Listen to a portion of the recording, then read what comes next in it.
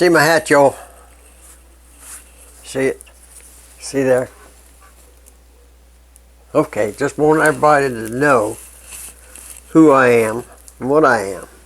I've been watching the impeachment antics going on in Washington ever since it started. I have watched, I think, every hour of the show. And all I can say is there is no proof been shown of anything, nothing but conjecture. I am as mad as a bear with a sore rear end over this. I voted for Donald Trump, and I don't appreciate anybody trying to nullify my vote. I got up at 5 o'clock this morning thinking about this thing, and I've been mad as hell all day, and still am. Governor Northam, the one who said that if a baby is born live, the mother and the doctor will decide whether to give it help to live or not. Well, now I'm assuming they're talking about some kind of malformed baby. But nobody made them God.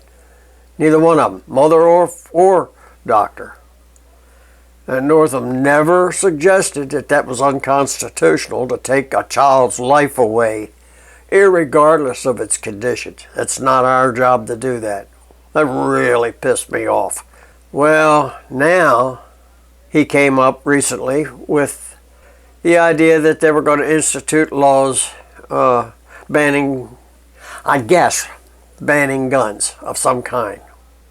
79 counties in the state of Virginia, according to their voters who have come into these county seats and voted to make these counties immune to these gun laws, these new gun laws they want to create. Now that's not the counties themselves, that's the people. And this is popular vote. There's no electoral votes involved here. It's a popular vote. They've gone in and we as a people have decided we're not going to put up with this. Let me tell you something. They're fooling with something they don't know what they're messing with. My great-great-grandfather up in Roanoke joined up to form a militia for their county there. And part of the reason was that the Pennsylvanians and New Yorkers and Marylanders were sneaking down from Harper's Ferry into Virginia and burning farms and dragging slaves away and sometimes killing, burning houses and families. John Brown hadn't moved in yet and armed them by attacking the armory and bringing weapons in. But these Virginians, they decided they were going to protect themselves. I don't think they ever had any intention of joining the Army of Northern Virginia. They wanted to protect the people in the valley from these marauders. They were not an army. They didn't represent the United States. They were just plain marauders. Well, I don't think Governor Northam,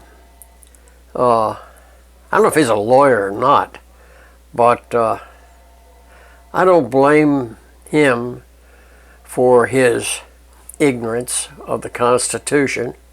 I blame whoever taught him in high school and college that the Constitution doesn't matter. Remember this, he's a Democrat, and the Democrats decided the day the Constitution was signed, they had a Democratic Party, not a republic, but that it should be a democracy. Well, the founders of the country didn't want a democracy. They wanted a republic with democratically elected officials. That's a big damn difference. I don't know what we Virginians are going to do about this, but Northam says he's going to cut off the money to the counties who have voted to do this.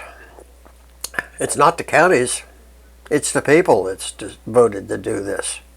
I don't know, I consider that blackmail. So, in my mind, we have a governor that has committed blackmail against the counties and against the people in the counties. When the governor tells people, if you don't do such and such, I'm going to cut off funding to you. So we have Bloomberg from New York come down here financing Latham's gun lobby. And you know, anybody from Washington D.C. and above were considered carpetbaggers right after the Civil War.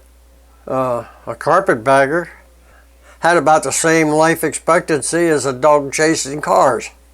Okay, y'all, I guess that's about enough here from me.